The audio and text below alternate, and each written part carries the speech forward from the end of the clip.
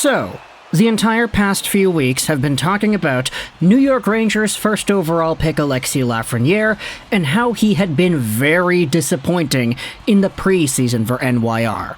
We had a bunch of Rangers fans complaining and talking about how this guy showed up to the preseason looking unmotivated, he wasn't playing with pace, he wasn't making plays, he wasn't looking good in the slightest, and it got to a point where so many Rangers fans, based off of what I was seeing on social media, Reddit, Twitter, and of course our YouTube comment section, a bunch of y'all were on your last straw. Hey, this is it. If he is not able to actually take the next step, then this might be it for Alexis Lafreniere in New York. He might need to get traded, he'll need a change of scenery, and the Rangers will forever go down as one of the teams to have had their Nail Yakupov situation in the 2020s. Lafreniere was not looking good. But the Rangers since then have played 3 games, and Alexis Lafreniere has been in a pretty interesting light from these games. Now, let's go over what exactly happened with Lafreniere the past few showcases here, ever since the preseason ended and the regular season started. Lafreniere has been playing mostly with Artemi Panarin and Filip Chytil. And to make things even better, he actually started off the season with the first goal of the year for NYR. It was a play where he forced himself into the crease, and he was there to bury an Artemi Panarin feed after Panarin took a shot and the rebound popped right back out.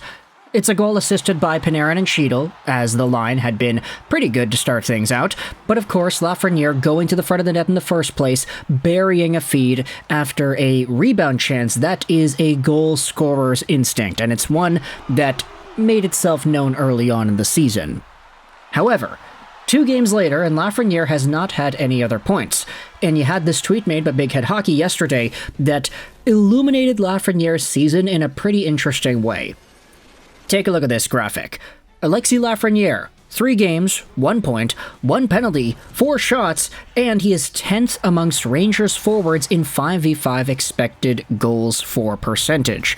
He is also on his 3rd head coach, and he has been absolutely disappointing. Now, the reason Big Head Hockey included the 5v5 expected goals for percentage number here is because 5v5 goals for expected percentages are usually what a lot of people like to bring up when arguing for Lafreniere's overall productivity. They say, hey, his 5v5 production is pretty good. He outscores or outchances the opposition at 5v5 more so than the Rangers do in general when he is not on the ice. So that's a good player. That makes the team better. There's positive value there. But just in isolation, it could be easy to look at the 3 games played sample and say, hey, he's only got 1 point, he's got 4 shots, where's the goal scoring gone, where's the production? Lafreniere is on pace for, 82 divided by 3. He's on pace for about 27 points at the time of recording this audio. That's not great. And maybe if this was like 2 weeks ago, it would have been easy to say, yeah, he's just not that great. Because the preseason was going on, he didn't look motivated at all in the preseason, and everybody was fed up with him. But I will say, the New York Rangers fan base perception on Alexis Lafreniere after the first 3 games of the regular season no longer aligns with the profile of a guy who's only got 1 point in 3 games. In fact, in the replies to this Big Head Hockey tweet, you have so many Rangers fans saying, hey, this is how you know you're not watching the Rangers games. Yeah, the stats may not look all too great, but Lafreniere has been playing very well with Chytil and Panarin. The other day, he got himself the Broadway hat, the hat given to the MVP of the game on the Rangers whenever they win. You know, it's a tradition that hockey teams like to do. And Lafreniere was given that because he looks good. And it's interesting to note that because the production hasn't necessarily been there, but if you are watching how hard he's working, how he's getting into the right areas, how this line of Chytil, Panarin, and Lafreniere has been clicking, it would be easier to see that, hey, on paper, he may not be the best, but this guy's passing the eye test more in the past 3 games, more than we have seen arguably in the past few years. Like, I don't know what it is, maybe it's just the Panarin effect. Hey, you're playing with a guy like Artemi Panarin, he's a right-wing guy, Panarin's the left wing, Chytil's the center, you give him that spot with good players and all of a sudden he looks like that? Maybe that's the case.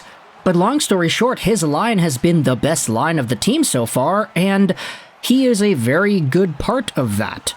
maybe this is what he needed the entire time. Who knew that giving a first overall projected pick, a guy touted with insane hockey IQ and vision, giving him line mates that can actually play pretty well, who knew that could make him better? How's that for you, hey?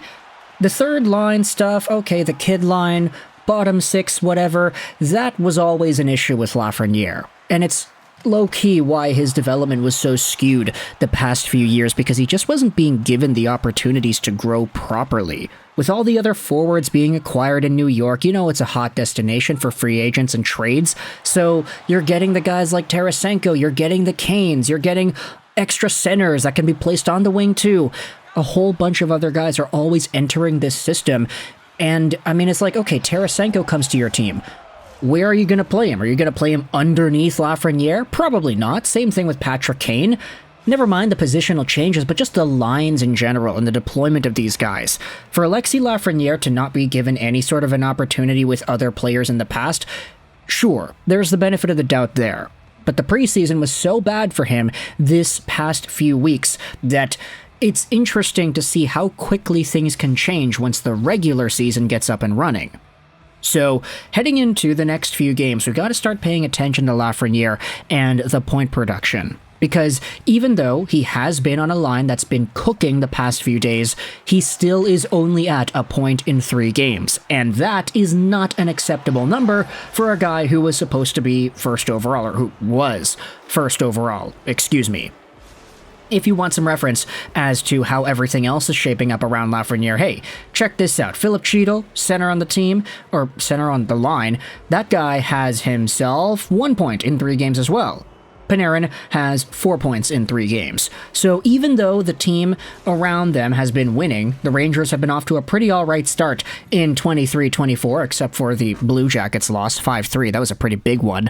Alexis Lafreniere has given Rangers fans more to be excited for and to be honestly kind of relieved for than to be panicking and saying, okay, yeah, now it's time to trade him. Now this guy has proven that he is not anything, and we can move on from his services and send him to another team where he'll get a fresh start and instantly become a top-line player, because you know that's how it's going to go, right?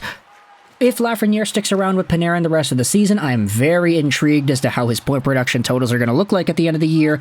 Does he best his career high of 39 points in 81 games played, which he accomplished last year? He is on pace to doing worse than that, but he's playing a lot better, so there's the caveat. Thoughts in the comment section below about Alexis Lafreniere and the way he has started out this 23-24 season. If you're a Rangers fan, what are your thoughts on how he has played? Let me know your thoughts in the comments about that line in general. General consensus seems to be that they're moving the puck really well, they're winning their battles, they're opening up lanes and finding each other. They have been good. But do you agree?